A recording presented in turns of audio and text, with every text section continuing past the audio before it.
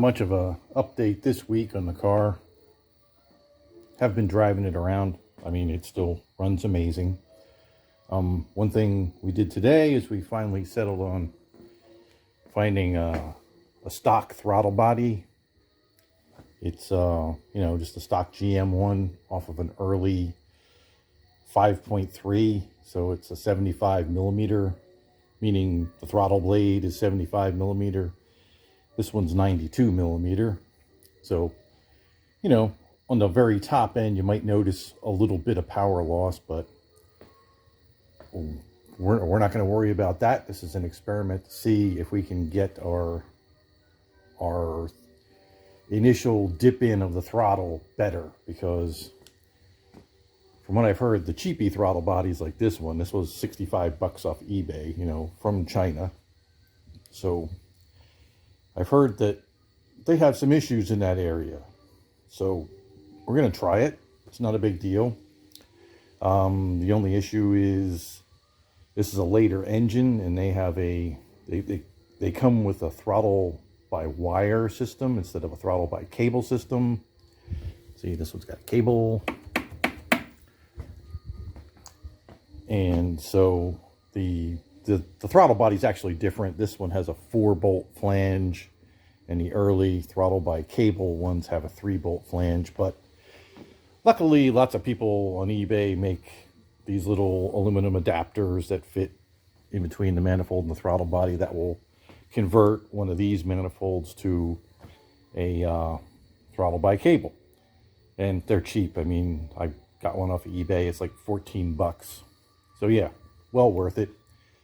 The other thing we're going to do is, I never addressed our air filter thing. This was just kind of an air filter that I slapped on there. I think it's, 2.5 years ago now, and I never got back to doing anything about it. And we're still not going to do that much about it. We're going to make it better. I mean, as you can see right now, it interferes with the headlight, but it's just a filter, so it's not going to really interfere with it. And it's very close up here where the hood latch bracket is. And no, I'm not getting rid of the hood latch bracket, so we're getting a longer air filter, and we're going to cut this down, and we're going to paint it black too, because that's kind of annoying that it's all polished like that. Doesn't really match anything else in the engine compartment, so no reason to do it. So yeah, probably cut it about here, and the new air filter I think is 9 inches long, and it doesn't have a coney thing in here. It's just flat. So what we'll probably do is build a bracket that comes off of one of the valve cover bolts and put a bolt through the end of the air filter so you can control it. Right now it's just flopping around in here, and that's not such a bad thing, but if we have the bracket on this end, we can actually pull it like an inch that way, which will make it clear all of this stuff with no trouble then. And we'll have a bigger air filter, which will support more power. So yeah, that's what we're going to change for right now.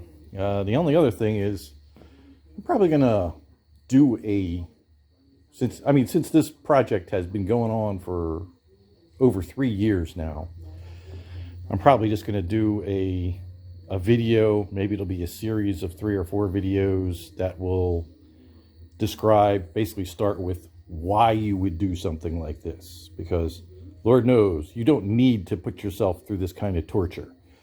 You could just drive your 944 and do the suspension mods and brake mods like I did on this car, and it would be a wonderful car to drive every day. So why would you put a V8 in it? And more importantly, I think, since a lot of people get this wrong, is why you wouldn't want to do this, because this is a lot of work, and it's going to do, it's going to cause you to have to do a lot of other things to the car. So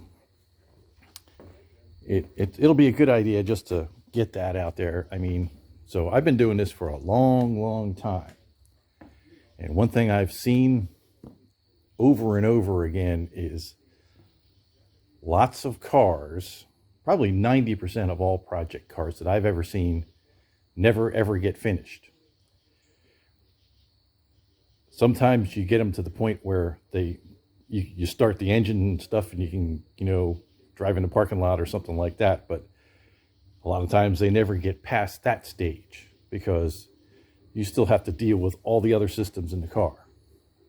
So yeah, that'll be a discussion of why I did this one and what you need to do to get it to work right, and why, if you're going to try to do something that a 944 is probably not good at, you probably shouldn't do it. So okay, other than that, the car runs great. I mean, it's a lot of fun. It's really cool. And one of the main reasons I did mine, and I think I ranted about this earlier in the video, is it just looks like a 944. Other than the nose panel being a different color. And I kind of like that. It breaks up the black a little bit, but there is nothing weird about this 944 that would make you think there is a 6-liter V8 hiding under there.